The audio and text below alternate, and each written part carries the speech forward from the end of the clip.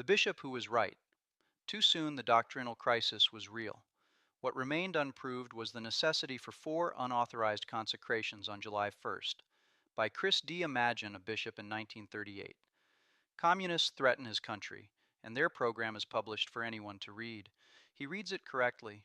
He knows what is coming for the church: the expulsions, the show trials, the empty seminaries. Yet on the day he acts, the church still operates freely. The nuncio is at his post, Rome answers letters, episcopal appointments proceed normally, and his brother bishops are healthy and free. He secretly consecrates 4 successors without a papal mandate, because he is certain they will eventually be needed. 10 years later, in the same country, another bishop faces a different morning. The nuncio has been expelled. Communications with Rome are cut. His brother bishops are in prison, and he expects his own arrest within days.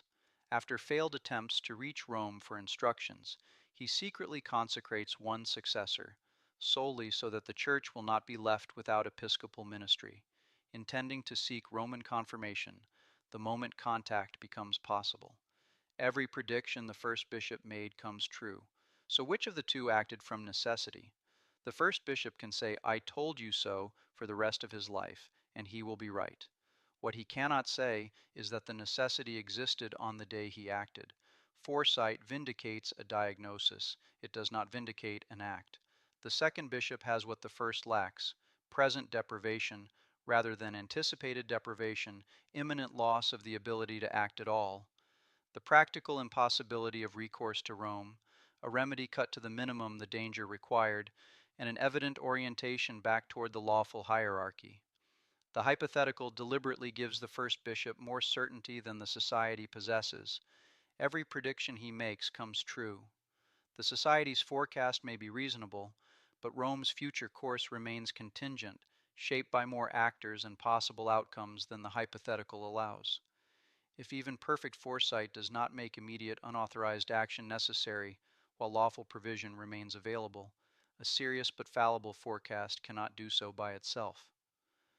On July 1, 2026, the Society of St. Pius X consecrated 4 bishops without a pontifical mandate against the personal written plea of Pope Leo XIV that it desist. The situations are not identical. On the narrow point this article tests, however, the society stood closer to the first bishop than the second.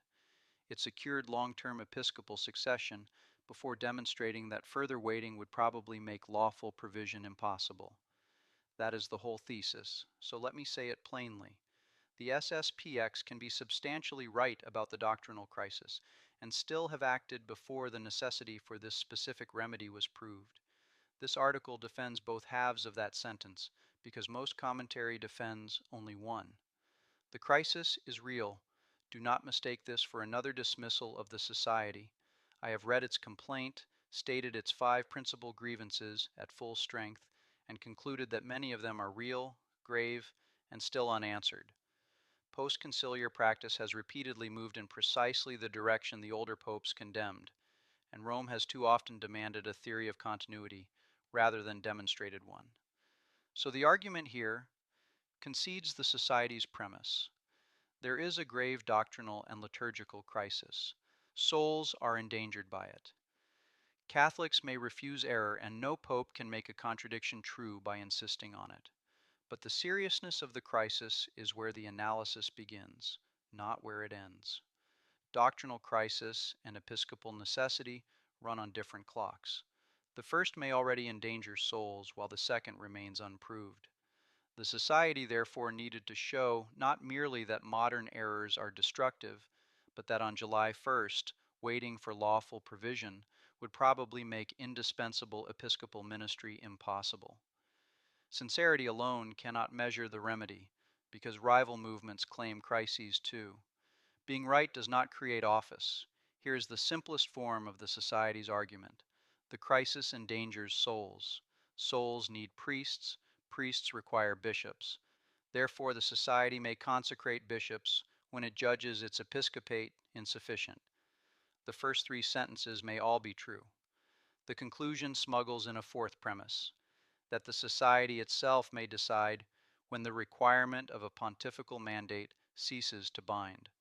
That premise is the entire dispute, and the syllogism simply assumes it. Correctness does not confer office. A layman may understand a doctrine better than his pastor without becoming the pastor. A priest may rightly see that his bishop is harming souls without acquiring the bishop's jurisdiction. The failure of an office holder creates a duty of resistance, testimony, and appeal. It does not transfer the office to whoever diagnosed the failure. There is also a real difference in kind between refusing evil and supplying succession. Refusing to teach a false proposition is resistance. Preserving the old Mass and forming priests in sound doctrine is preservation. Consecrating 4 bishops is neither. The Society answers that its bishops claim no jurisdiction, and that answer is accurate as far as it goes. Consecration confers the power of orders, not an office, and the new bishops hold no diocese. But the objection misses the reserved act. In the Latin Church, no bishop may consecrate another without first establishing a pontifical mandate. A body that supplies its own bishops has made itself sacramentally self-perpetuating, whatever it disclaims. The farther an act moves from refusing evil toward providing its own succession, the more it needs the mandate nobody in a koan holds. The right to resist is not the right to supply the missing mandate. The command was not a command to sin. This is what makes 2026 harder for the Society than its doctrinal battles, and its defenders rarely face it. If Rome had ordered the Society to teach that all religions are paths to God, refusal would be obligatory. No authority can command sin. But Pope Leo commanded nothing of the kind. He asked the Society not to consecrate bishops without his mandate, which is exactly what Canon 10 or 13 requires within the Latin Church. Obeying him required no one to affirm a conciliar error, profane a sacrament, or deny a single dogma. So the Society's defense cannot be, "We were commanded to sin." It must be consequential. Obedience would eventually deprive souls of priests, confirmations, and integral formation. That kind of argument can succeed, but it carries a far heavier burden of proof, because it rests on a forecast rather than on the moral object of the command itself. The Society's own February 2026 interview leaned on the principle that the salvation of souls is the supreme law, and illustrated it with a bystander who helps in an emergency, even though he is not a fireman. The principle is genuinely Catholic. But watch what the analogy actually licenses. It licenses immediate rescue proportioned to a present peril. It does not, without further proof, license creating an episcopal succession intended to serve for decades. What a true exception requires the traditional category for acting beside the letter of a law is epikeia, equity applied when the letter would defeat the lawgiver's own purpose in a case he did not foresee. Aquinas gives the classic example in Summa Theologiae Secund, Q 96, Amonse 6. A besieged city's gates must stay shut by law, but if defenders are being pursued outside, the gates should open, because the law exists to protect exactly those men. Then Aquinas states the governing presumption. If there is no sudden peril demanding instant remedy, it is not for private persons to judge the exception. They must consult the authority, and in doubt, the letter of the law binds. His paradigm for acting without leave is a peril too sudden to allow recourse. Nothing about July 2026 was too sudden to ask. Rome was accessible, received the superior general, and offered a structured theological dialogue if the ceremony were suspended. The Pope had received the Society's written case and the dossiers of its 4 chosen candidates, and he ultimately said no.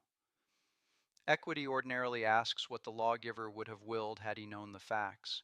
Here the Society must claim something far more dangerous, that the Pope's concrete judgment defeated the end of his own law.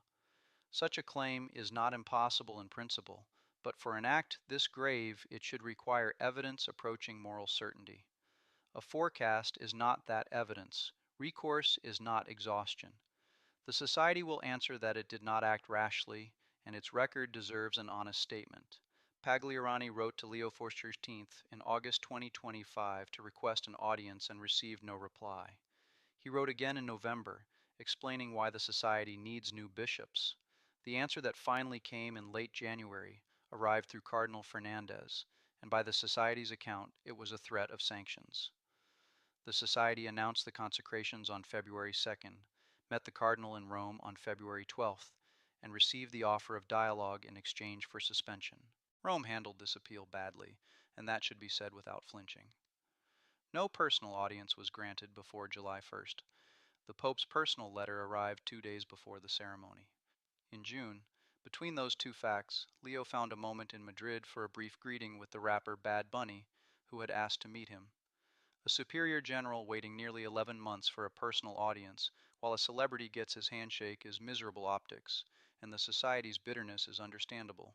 But bad papal manners do not create canonical necessity. Recourse means contacting Rome, and the Society plainly did. Exhaustion, for purposes of this necessity claim, means something more, allowing the smallest concrete lawful remedy to be tested before declaring unilateral action indispensable. Rome offered theological dialogue, not a bishop.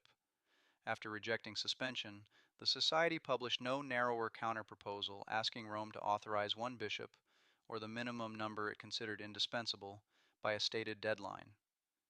It later submitted the dossiers of 4 men, but the public announcement presented them as already chosen for July 1st, not as a minimum request awaiting adjudication. That absence does not prove necessity false. It means the published record did not make necessity evident. 6 days after the February meeting, Pagliarani rejected any postponement of July 1st and told the Cardinal the Society sought no privileges nor even canonical regularization, which, in the current state of affairs, is impracticable due to doctrinal divergences. That establishes that the Society declined regularization in 2026, not that it asked for nothing. Its earlier proposal asked the Holy See to allow it to continue its exceptional work temporarily. Those steps establish real recourse. They do not establish exhaustion of a minimum, act-specific remedy. And at a roundtable with young people on February 7th, Pagliarani supplied the statements that sharpen the timing question. He admitted that the Society can still continue for a few months with 2 bishops. He defended the timing partly by forecasting that Rome would not change course in the coming years, and acknowledged that the consecrations would also send a signal to the Church. Before the Pope had personally answered, Pagliarani presented the announced date as non-negotiable. We will not go back. Read those statements together. There was no admitted immediate inability to continue, but there was a forecast about coming years, a desire to send a signal, and a date presented as non-negotiable. Those are the marks of a planned institutional provision, not an act made unavoidable by a sudden loss of capacity. They may justify preparation. They do not by themselves prove that 4 consecrations were indispensable on July 1st. The Society's deepest reply is that every lawful bridge is a trap. Many traditional apostolates remain dependent upon permissions that can be narrowed or withdrawn, and 1988 taught the Society to distrust Roman promises. That precariousness is real, and nothing here denies it. But distrust of a bridge is not a documented failure of every bridge. Rome once erected a personal apostolic administration for the traditionalists of Campos, preserving the old rite and expressly assuring the succession of its bishop. Campos does not prove that Rome would have granted comparable terms to the SSPX without doctrinal conditions the Society could not accept. It proves only that the canonical machinery existed. The published record from 2026 contains no comparable interim structure brought to the point of a concrete written proposal and refusal. July 2026 measured against the second bishop. Now hold the consecrations up to the hypothetical and check each element. Present deprivation. The Society had 2 active bishops carrying a real worldwide burden, but its own superior general said it could continue for months. Imminent loss of the ability to act. Neither consecrator faced any publicly identified imminent incapacity. Impossibility of recourse. Rome, however slow and graceless, was reachable, meeting, and proposing terms. A minimum remedy. The Society consecrated 4 men aged 53, 45, 42, and 1 born in 1990 who could remain active for decades. That may be a defensible long-term provision. It is not self-evidently the minimum bridge across an immediate emergency. The hypothetical does not deny the present doctrinal crisis or the real burden upon 2 bishops. It isolates the decisive question for this act. Had the loss of episcopal ministry and the closure of lawful recourse become imminent enough that further waiting would probably make an indispensable remedy impossible? The public record does not show that. It shows a grave crisis, a genuine need to plan, and perhaps a correct forecast of greater danger to come. The objection with teeth. The Society's best reply deserves to be stated at full strength. The emergency is not new, it says. Rome has strung out dialogue for 50 years, each round ending with a demand that the Society accept the very propositions it contests. Archbishop Lefebvre signed a protocol in 1988 that provided in principle for a Society bishop, yet negotiations still collapsed over timing, candidates, and trust. Waiting is how traditional institutes get slowly strangled, and no one may demand that the Society wait until its last bishop cannot lift his hands, because a living consecrator is required to consecrate at all. Two answers, and neither disputes the frustration. First, the threshold objection is met by the threshold itself. Nobody demands the deathbed. The Society did not need to wait for the last hour. It needed evidence strong enough to show that delay would probably foreclose lawful provision, and its own superior general had just conceded months of margin while reasoning from Rome's likely direction in coming years. With that margin, the Society could have forced the narrower question, petition for the minimum number of named candidates on a fixed timetable, propose a concrete interim arrangement, document each refusal, and let the record accumulate in public. If Rome refused a narrow, tested request while the crisis deepened, the necessity case would have built itself, and every Catholic could have seen it without first accepting the whole SSPX reading of Vatican II. Instead, the Society presented July 1st as non-negotiable, while that narrower test remained undocumented, and spent the credibility that patience was earning. Second, a chronic emergency managed by its own beneficiary is a self-sealing system. The same body judges that the crisis exists, judges that every lawful alternative is insufficient, selects its own candidates, consecrates them against the Pope's will, declares the penalties inapplicable, and reserves to itself the decision of when the emergency ends. Each judgment taken alone may contain truth. The structure as a whole answers to no one, and a rule that answers to no one is available to everyone. Whatever principle justifies a cone in 2026 must not also justify Malingo, Palmar de Troya, or the next progressive bishop who declares his own pastoral emergency. Our doctrine is true and theirs is false is necessary, but every faction says it. Only objective, public, act-specific necessity separates the cases, and that is exactly what July 2026 lacked. What this judgment does not license, saying the act was premature and illicit, does not hand Rome a blank check, and honesty requires marking the limits. The automatic excommunication in Canon 1387 attaches to the consecrators and the consecrated, but Canons 1323 and 1324 make necessity, grave fear, and even a sincerely mistaken judgment relevant to whether each individual actually incurred it. A sincerely perceived necessity can excuse or mitigate a man without conferring the missing mandate. The argument runs one direction only. Escaping a penalty proves nothing about possessing authority. Schism is a further question still. Canon 751 defines it as refusal of submission to the Roman pontiff or of communion with the Church, and that refusal must be proved. Whatever conclusion follows for the 6 participants, Rome's July 2nd explanatory note declared every SSPX sacred minister schismatic and applied the 1996 criteria to formally adhering laity. That broader judgment cannot be inferred mechanically from the 6 Men's Act. It requires proof of the refusal of submission that Canon 751 defines. Grave disobedience by the participants is plain on the public record. Whether every minister, much less each attached layman, has made the requisite refusal is a separate case. The cost of acting before necessity was proved. Before July 1st, the question in front of the Church was whether the Society's 5 grievances were true. After July 1st, the question became whether its ministers are schismatics. That exchange was the worst trade the traditional cause has made in a generation. Rome was facing a doctrinal indictment it has never adequately answered, and the Society let it answer with a canonical verdict instead. The bitterest part is that time was the Society's ally. If the synodal program now running toward 2028 bears the fruit its critics expect, if Rome keeps refusing narrow and reasonable requests, if the regular traditional institutes are squeezed toward extinction, then the necessity that was debatable in 2026 could become visible to everyone. The Society may yet be proved right about the direction. What no future event can do is travel backward and supply the necessity that July verse did not have. The first bishop's successors were useful in the end. He was still wrong the night he consecrated them. So the judgment stands in one sentence, and it cuts both ways. The salvation of souls can require resistance to an abuse of authority. It cannot be presumed to transfer the authority itself. The doctrinal crisis was present.